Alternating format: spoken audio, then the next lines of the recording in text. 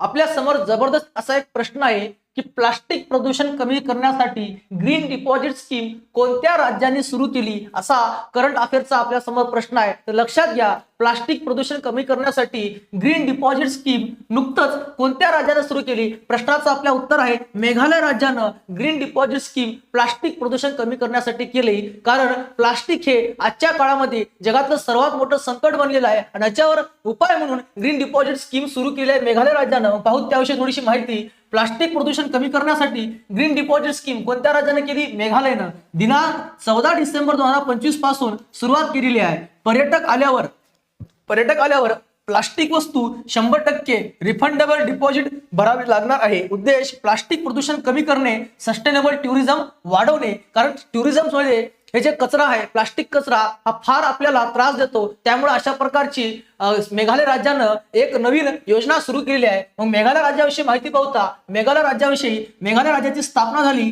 21 जानेवारी 1972 ला.